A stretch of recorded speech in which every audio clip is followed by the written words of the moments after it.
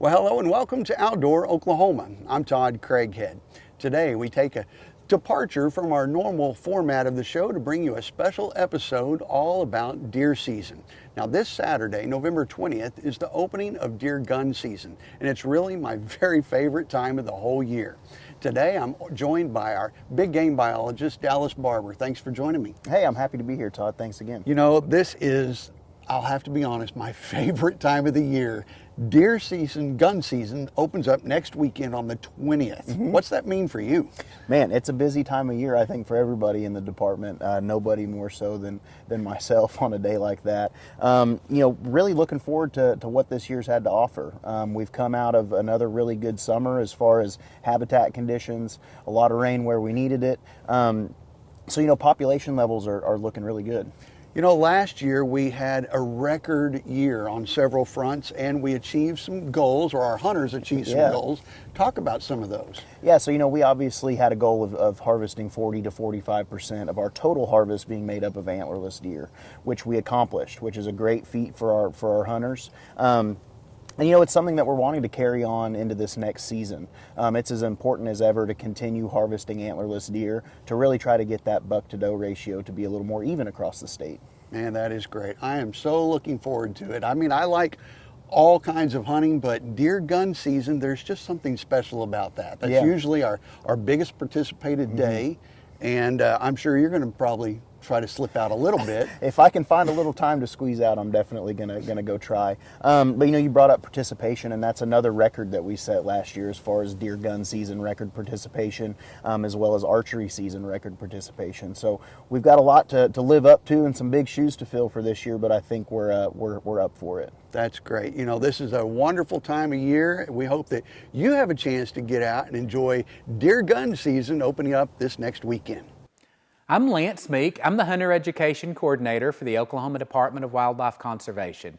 If you're like me, you're very excited about the upcoming opener for deer gun season. And why wouldn't you be? It's a great time to spend in the field with your friends and family, having a great time and hopefully harvesting the deer of your lifetime. But I want you to be safe out there. So remember, always wear your 400 square inches of orange. That's a head covering and a shirt or a jacket or a vest. Also remember, always control the muzzle of your firearm. Don't point your firearm at something you do not intend to shoot. Always clearly identify your target and what's on the other side of your target. And finally, keep your safety on and your finger off your trigger until you are lined up and ready to shoot at that clearly identified target. When you climb into a tree stand, make sure you're connected through the tree at all times, wearing a full body harness and a safety line. This includes when you're climbing into or out of the tree, and when you're setting up in there, and even when you're installing that tree stand. Remember, much of what people think about hunting and hunters is based on what they see us do in the field. So remember, be safe, be respectful, and have a great time out there. So Dallas, we talk a lot about antlerless harvest and encouraging our hunters to do so, but what does that really mean in terms of management? How does that really benefit us? Yeah, so I think that the main thing that we really want to focus on is just having a healthier deer herd. When you start to really not focus on antlerless harvest, you begin to really skew your buck to doe ratios, which means that you have way more does than you have bucks on the property. And there's a couple things that can come from that are not necessarily good for your deer herd. Like we said, health being the main one. When you have a very large population of deer on a property, you start to really lack the necessary nutrition for all of those deer. So if you can even out that buck to doe ratio a little bit more by harvesting more antlerless deer, it provides for a better, healthier deer herd when it comes to available nutrition for those deer. That's great. You know, I've had some friends here recently send me some trail cam pics, and that's kind of revolutionized hunting in a new way as well. But a couple friends have noticed here we are up into November, some fawns that are extremely small. Yes. And even somewhat kind of spotted still. Now that has to do with antlerless harvest too, right? So yeah, this is all kind of one big revolving door that everything's kind of connected to each other. So one of the other benefits of additional antlerless harvest are less late-born fawns. So when we have a whole lot of does on the landscape, those bucks can't breed all those does in that short period of time during their first estrus cycle. So what will happen, those does will actually cycle again and again until they're bred. So what happens there is does are being bred really late in the year. So that's why I get reports of, seeing bucks chasing in, December, January even, which leads to those fawns being born a month, 2 months later than the rest of their year class or their cohort for that year. And that kind of puts them behind the curve, trying to play catch up, Exactly. right? So yeah, animals, they'll have their babies, or in this case, deers will have their fawns, kind of at an optimal time for when they're dropping them on the ground. So, they're really trying to drop them during that spring green up. So there's a lot of nutrition available for mom to lactate, things like that. But when you start dropping them later and later in the year, they're really racing the clock to make some milestones developmentally to go into the winter in decent shape.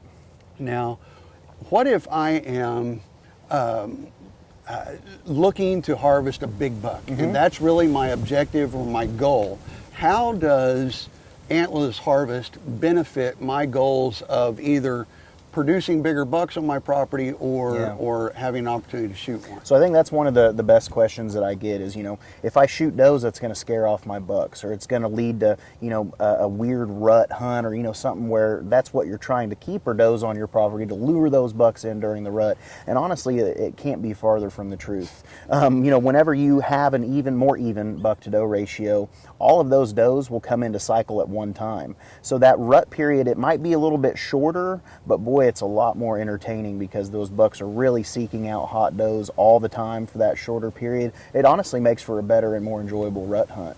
And then it also, I assume, I'm not the biologist, but lends to the whole idea that the biggest and the most mature or strongest bucks are the ones that are doing most of the breeding there. Exactly. You hit it right on the head. Man, I'm excited. It's going to be a great year. We're looking forward to it. In Oklahoma, during deer gun season, you're required to wear blaze orange or hunter orange. And in Oklahoma, you're supposed to have 400 square inches of orange, one of those being a hat or something covering your head, and the other being a vest or something that covers your chest and back. And one of the questions we get this time of the year is, do I have to wear orange if I'm going to be archery hunting during deer gun season or deer muzzleloader season? And the answer is yes, you do. So as an archery hunter, you're required to wear a hat or a vest, one or the other. You could also wear both if you'd like, but one or the other is required during those overlapping seasons. And it doesn't matter if you're on private or public land, you must have that orange on from the time you leave your vehicle to the time you return after the hunt is over. So you can't take it off while you're in the tree stand or in your blind. You must keep it on at all times in order to be safe. Well, R3 is called recruitment, retention, and reactivation. And a lot of folks think about recruitment, but reactivation is just as big, and retaining our hunters is just as big a deal. Our deer gun season, which is a 16-day gun season, and a lot of folks participate. It's our biggest season of the year that folks get out and participate. It actually falls within Thanksgiving break for folks. A lot of folks are on leave. They gather together as family and friends. And I've always associated Thanksgiving, our deer gun season, with that's the time when I'm going hunting and I can take an opportunity to introduce somebody new that's either interested or maybe that they've lapsed before and didn't participate the last 5 or 6 years. Now they're home and they've got an opportunity and there's time to take them out. It's as easy as ever. Purchase your license online, ask them to go with you, spend some time in a deer stand with them. Hopefully it'll be opportunity to harvest something, but it's more about introducing somebody new or somebody from the past to the outdoors. Another question that we get this time of the year is, I have a youth hunter who has a leftover youth deer gun license. Is that license still good during the regular gun season? Yes, it is. Those youth hunters can use an unfilled youth deer gun license during the regular gun season. So there's no need to go to Walmart and purchase another license or go online and purchase another license. You can just use your unused license during the regular gun season. Another question we get this time of the year is from non-residents that want to deer hunt in Oklahoma. What license do they need in order to deer hunt in Oklahoma legally? They need a non-resident license for the method of take that they choose. So, if they are an archery hunter and they want to archery hunt for deer in Oklahoma, they need a non-resident archery deer license. And that one license covers all the deer for that specific method of take. They don't have to purchase a separate license. Now, if they want to hunt the deer gun season or the deer muzzleloader season, then they would need to purchase the additional license to hunt that specific method of take or that specific season.